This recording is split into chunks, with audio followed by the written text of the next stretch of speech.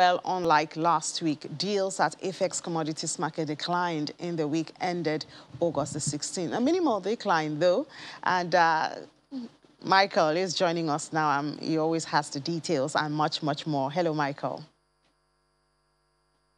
Hi, Ini. Good morning. It is always a pleasure to be here.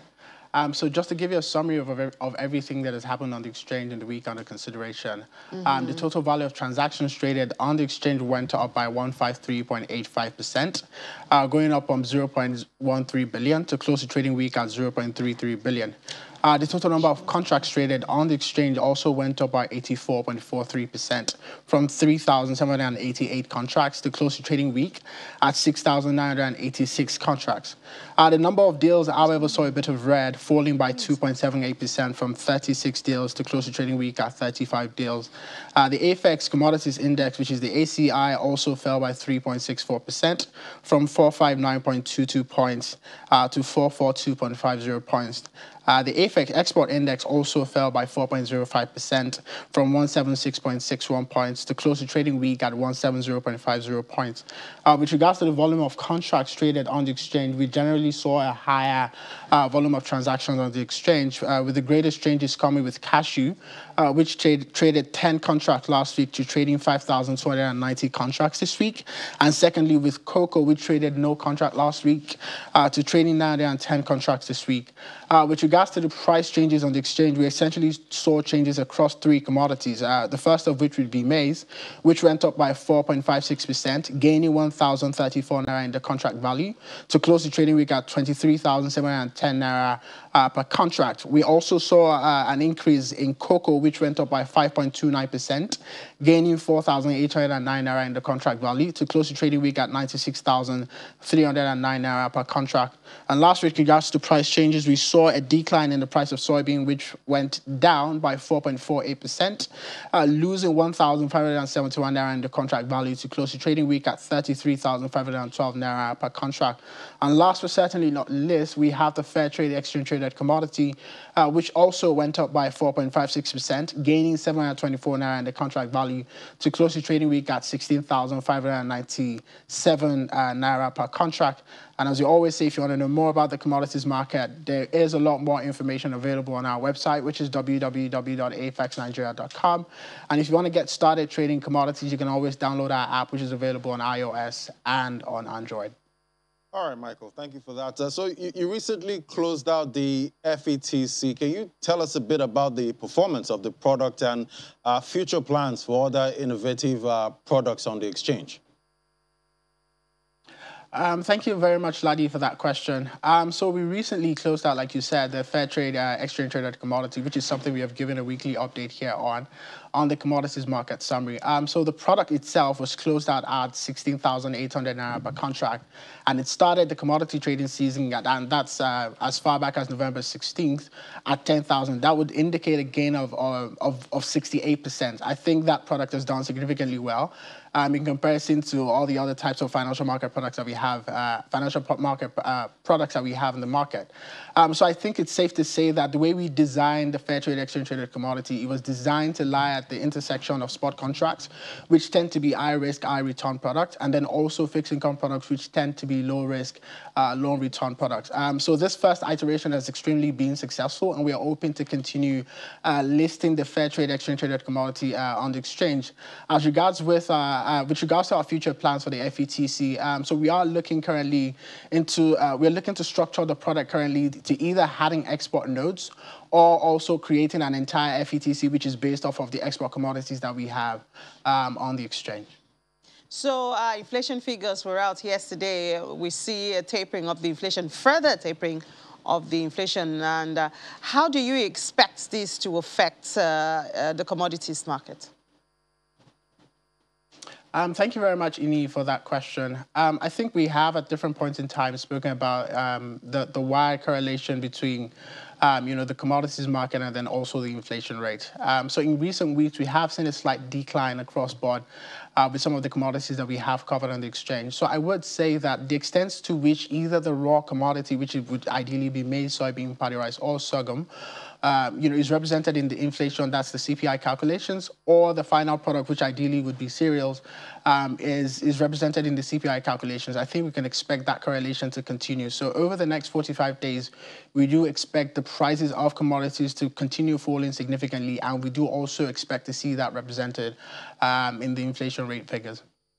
All right, so let's move on to another conversation now. The pandemic has disrupted an already fragile agricultural value chain in Nigeria, especially smallholder farmers' ability to produce, process, and distribute food. This disrupts agricultural productivity and markets and negatively impacts livelihoods, especially among vulnerable households, women, and youth. And one of the greatest limitations in the sector has been difficulty in obtaining financing across the value chain. With the increase in food deficit, the utilization of innovative funding instruments to help fund various parts of the sector and lead to its growth has become important now more than ever before. So my first question is, access to finance remains the major challenge here. So given that smallholder farmers' productions account for about 80% of total production at this point, it's supportive of credit access and traditional banks. And over the years, banks have shied away from credit extension to this sector. What do you think are alternatives to funding for the sector, and how can the sector be prepared to receive this? So thank you very much, Ladi, for that question. So if you look at the raw numbers, historical lending to the agricultural sector is being less than 5%. And that number hasn't increased, improved significantly over the years. So as opposed to what commercial banks are currently shying away from, I think what is also important is that it's extremely important for us to be able to leverage, the broader capital market. So if you look at what has happened in the agricultural ecosystem in recent years, you would notice a proliferation of crowdfunding platforms, and these are essentially platforms that that help raise money from different people, and then use that money to invest in the commodities market, or maybe even the livestock market, whatever the case may be. So they raise money from the crowd, and then they essentially use that money to finance a bit of the production process. But as opposed to just the crowdfunding platforms that we have seen, I think what's more so important with regards to the direct correlation to the capital market would be financial market products. And you have seen an increase in that, particularly with some of the products that we have on the exchange. So what we have tried to do at AFEX Commodities Exchange is essentially to design financial market products that would essentially provide capital and financing across the entire agricultural value chain. So if you look at production, which is essentially farmers cultivating their commodities, we've been able to provide input notes for two consecutive years to the tune of billions of naira, which would essentially help us provide inputs and seeds to smallholder farmers when they're cultivating commodities in the earlier part of the year. I think also with regards to processing, we've been able to provide the asset-backed commercial paper program, which we've spoken about, to the tune of $50 million, to which we are also looking to provide that over the next commodity trading season. And I think also with regards to trade, we have mentioned that we have spot contracts, OTC fixed income, and then even exchange traded commodity contracts on the exchange. So I think as opposed to just the crowdfunding platforms that we have seen, I think financial market products would also be extremely important, in essentially accessing finance with regards to the type of products that we can list on the exchange. I think those two things are particularly some of the things that we have been able to do, and some of the things that we essentially want to continue. With regards to what we can do in the ecosystem to sort of facilitate an increase in the number of those type of transactions or those type of financial products, I think the most important thing right now would be data, and data is essentially important in two ways. So first off, data provides visibility over what is currently going on, so you can essentially determine where, how, and when you want to play in the commodities market. And I think data is also essentially important in you assessing your risk when you want to play in the commodities market. With regards to commercial banks, I think right now a lot of the regulations with regards to how commercial banks can lend to the agricultural sector are a tad stringent. I think we can do a bit more work and innovation in that stead to sort of increase financing for the agricultural sector. I think lastly here would also be the farmer aggregation model, which NISA sort of helped develop, which is also something that we do on the exchange, and which is ideally to just essentially aggregate smallholder farmers into different groups, as opposed to dealing dealing with them on an individual basis. And what this does is that it provides better accountability and better visibility over what the average smallholder farmer is doing. So how would you rate the innovations of commodity exchanges? And you've already mentioned some that you're working on, but any suggestion to unlocking financing, more financing in the space? Thank you very much, Ini. So I think with regards to innovative products on commodities exchanges in general, I think a lot of work has been done in the past 2 or 3 years, but it still remains that a lot of work still needs to be done. I think the exchange's role, in being able to solve some of the critical problems with regards to the agricultural ecosystem is important.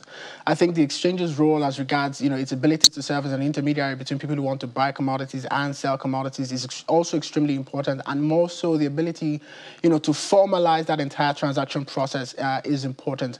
And the way in which you do that is, by leveraging financial market products, which I've already mentioned before. But with regards to innovative financial products that could be developed, I think the most important one at the moment would be derivative contracts.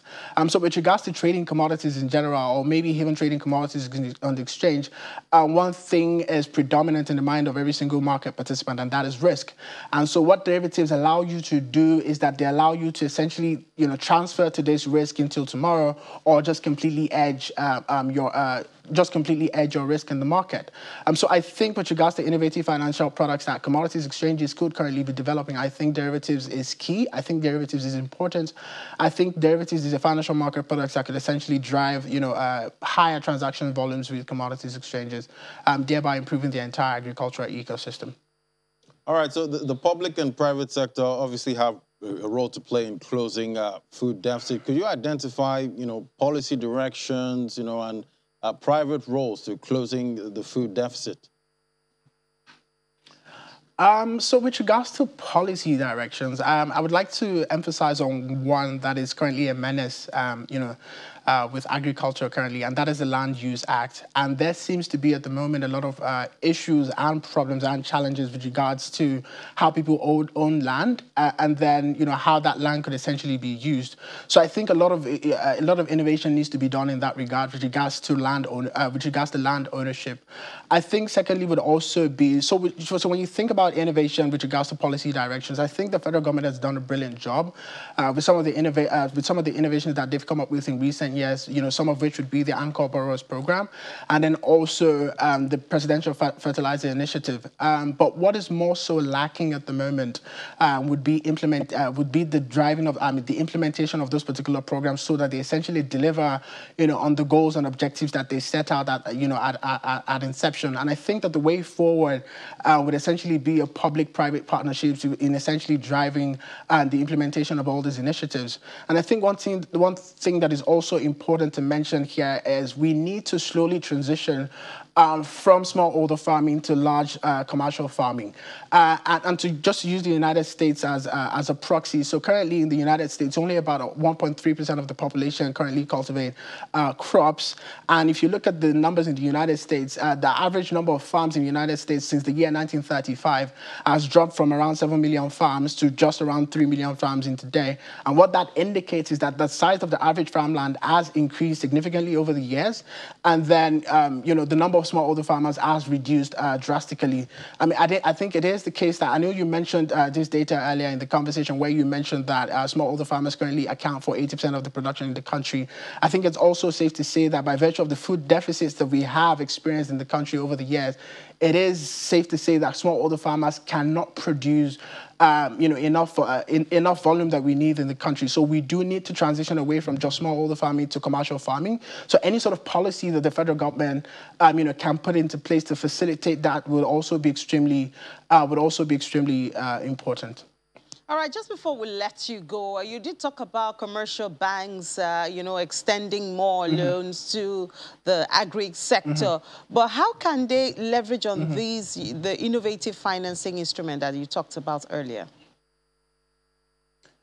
Thank you very much, Ini, for that question. So I think as opposed to some of the financial market products that we have spoken about, which of course commercial banks can, participate in, whether that's the input note, all the spot contracts or the exchange traded contracts that they can participate in. With regards to lending to the agricultural sector, one thing is pivotal, particularly to commercial banks, and that's the idea of collateral, right? And that's the idea that any sort of person who wants to receive lending from the commercial banks must bring some sort of collateral to the table in order to access that type of financing. And at the exchange, we have developed the e-warehouse receipt system, which is essentially similar to a title deed that somebody who owns land would come and tender at the bank in order to receive financing. But what we have noticed in recent months is the fact that most commercial banks don't currently recognize the e-warehouse receipt as a necessary collateral tender in order for smallholder farmers to access financing. So I think a lot more needs to be done with regards to that, either with regards to market education for the end of the commercial banks, and then also market education with smallholder farmers with regards to how they can leverage the e-warehouse receipts that they have to access financing from commercial banks. But I think the most important financial market product that can essentially help commercial banks start lending in significant amount and value to the agricultural ecosystem would be the e-warehouse receipt infrastructure. All right, Michael, thank you so much for those ideas. Michael Martin is a portfolio manager at AFEX. Always great to talk to you. Thank you. We'll take a moment. Always great talking to you, laddie. Have a wonderful week. You too. We'll take a moment now.